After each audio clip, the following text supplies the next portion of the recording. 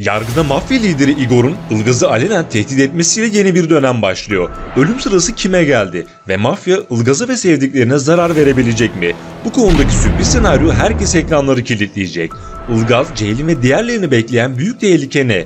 Pars karakterini canlandıran Mehmet Yılmazak ve yapım arasında yaşanan gerilimlere bir yenisi daha eklendi. Ayrıca Pars'la ilgili kesik el sahnesinden sonra bomba bir sahne daha yayınlanacaktı fakat şimdilik yayınlanmadı. Peki bu sahnede neler yaşanacaktı? Öte yandan Ömer'le ilgili birbirinden bomba senaryolar yaşanacak. Ömer'in Ilgaz'ı bitirme planının perde arkasında neler var? Ve Ömer'in bahsettiği kardeşiyle ilgili şok edecek bomba senaryo ekranlara damgasını vuracak. Tabii bir de herkesi şaşırtacak Burak detayı var. Birazdan tüm bunlardan ve daha fazlasından kısa ve net bir şekilde bahsedeceğiz. Hemen başlayalım. İlk olarak geçtiğimiz bölümün son sahnesiyle başlayalım. Mafya lideri Igor tüm yaşananlardan Ilgaz'ı sorumlu tutuyor ve asıl hedefinde Ilgaz var. Çünkü Ilgaz başından beri dosyayı kapatmamıştı ve çetenin peşine düşmüştü. Bunun sonucunda da Igor'un bütün düzeni ve işi bozulmuş oldu. Durumlar böyle olunca işleri iyice karıştı ve önce Rıdvan sonrasında Pars öldürüldü. Hatta bu mafya olaylarla ilgisi olan herkesi öldürüyor ve buna devam etmek isteyecekler.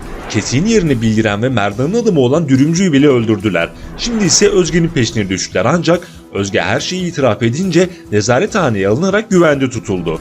Fakat olayın içinde bildiğiniz gibi başkaları da var. Özge'nin Kesi'yi öldürdüğünü bilen mafya elbette Osman ve Ceylin'in de işin içinde olduğunu öğrenmiştir. Ve hatta geçtiğimiz bölümde Osman'ın takip altında olduğunu gördük.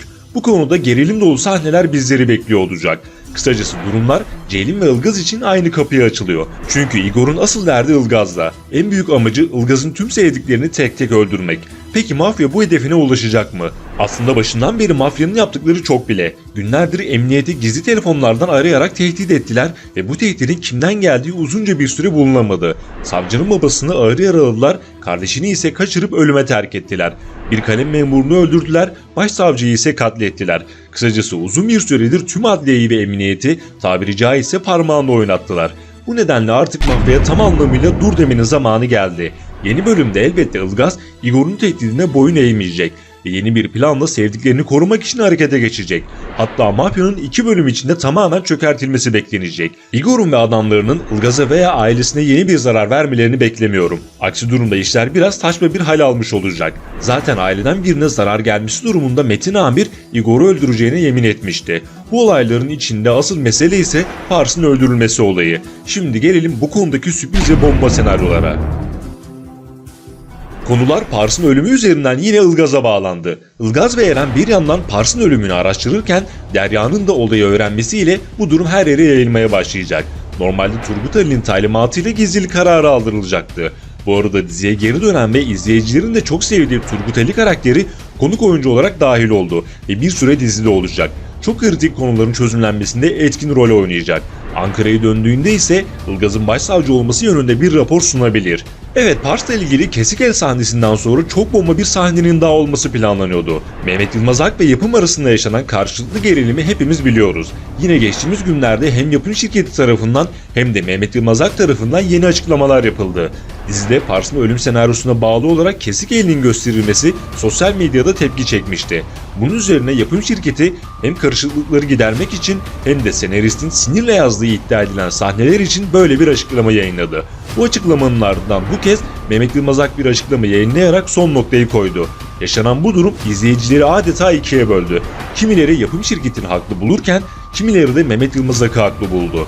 Sonuç olarak diziden kesin olarak ayrılan Pars karakteri için şok edici bir ölüm senaryosu yazıldı ve bu senaryonun etkileri devam edecek. Hatta tartışılan kesik el sahnesinden sonra bomba bir sahne daha gösterilecekti. İddialara göre bu kez de Pars'ın kesik başı ortaya çıkacaktı. Fakat yaşanan kesik el tartışmasından sonra bu sahnenin olup olmayacağı netlik kazanmadı. Hep birlikte izleyip göreceğiz.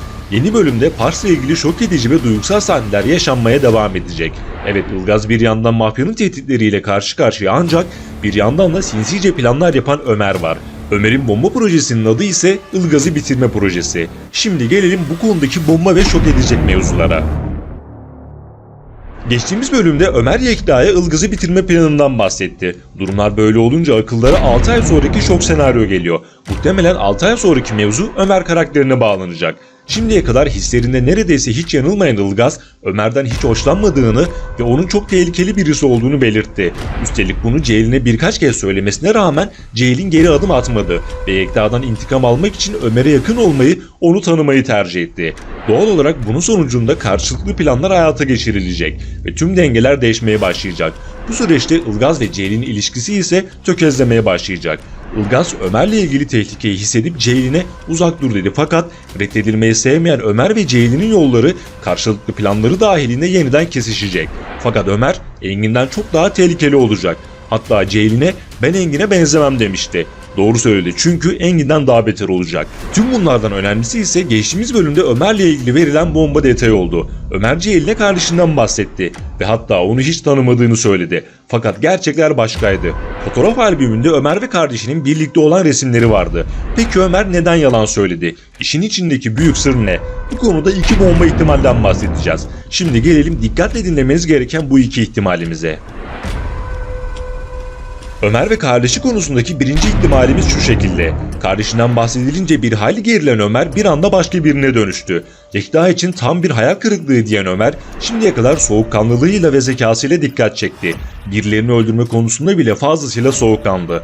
Belki de Ömer, kıskançlık veya başka bir sebepten dolayı kardeşinin katili olmuştur ve onu öldürerek hayatından çıkardı ve hatta hiç tanımamış gibi kendini buna inandırdı. Belki de annesi de bu yüzden hastalanarak vefat etti. Şimdi ise yeniden bu konu gündeme gelince Ömer'in travması yükseltti ve başka biri haline dönüştü. Bu da Ömer'i çok daha tehlikeli biri haline getirebilir. İkinci ihtimalimiz ise şu şekilde. Kuyu cinayetlerinin baş karakteri Burak mutlaka birilerinden yardım almıştır diye düşünmüştük. Belki de Ömer'in kardeşi Burak'tır ve kuyu cinayetlerine Burak'a yardım eden kişi de Ömer'dir. Normalde Burak 3 kardeşti ve kurguladığı cinayetleri anne, baba, kardeş, abi ve abla figürleriyle planlıyordu. Bu açıdan düşününce kardeş olma ihtimalleri zor, ancak bir ihtimal aynı anneden olabilirler. Bununla bağlantılı olarak Ömer'in birkaç bölüm önce Haluk'un mal varlığına konmak istediğini öğrenmiştik. Hatta Ömer Haluk'u ince bir planla içeri attırmıştı ve sahip olduklarını ele geçirmek istiyordu. Bu durum Ömer'in Burak'la bir bağlantısının olabileceğinin ilk sinyali olabilir. İkinci sinyal ise Ömer'in Ilgaz'a karşı olan takıntısı. Israrla Ilgaz'ı bitirmek, ortadan kaldırmak istiyor. Peki ama neden? İşte tam bu noktada akıllara Ilgaz'ın Burak'ı öldürmüş olması geliyor. Burak ve Ömer kardeşse Ömer kardeşinin intikamını almak için Ilgaz'ı bitirmek istiyor olabilir. Tüm bunlar sadece birer ihtimal. Ömer'in sır dolu yönleri önümüzdeki bölümlerde iyice açığa çıkacak. Peki sizce bu ihtimallerden biri gerçeğe dönüşür mü? Yorumlarınızı mutlaka yazın. Şimdi gelelim bir diğer sürpriz senaryoya. Bölümler önce Serdar ölmüştü, fakat şimdi sahneye kardeşi Eyüp çıktı. Ömer'le bağlantısı olan Eyüp, Kaya ailesindeki en zayıf halka olarak gördüğü Çınar'ı kullanarak iyice içeri sızdı. Hatta Çınar bütün önemli konuları Eyüp'le paylaşıyor. Çınar'ın yaptıkları izleyicilerden de büyük tepki çekiyor. Eyüp'ün asıl derdi Serdar'ın intikamını almak ve doğal olarak Serdar'ın katili olan Parla'nın peşine düşecek. Zaten daha ilk dakikadan aralarında bir gerilim yaşandı. Elbette bu sahnede Eyüp'ten Parla'ya herhangi bir zarar gelmeyecek, ancak ilerleyen zamanlarda Parla'yı büyük bir tehlike bekliyor olacak.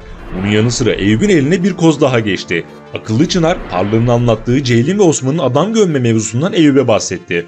Kurnaz ve sinsi Eyüp ise bu kozu kendi çıkarları için kullanacak ve ortalığın karışmasını sağlayacak.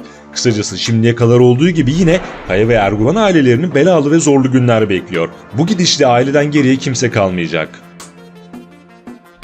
Yeni ve sürpriz videolar gelmeye devam edecek. Kaçırmamak ve anında haberdar olmak için abone olup bildirimleri mutlaka açalım. Bir sonraki videoda görüşmek üzere. Hoşça kalın.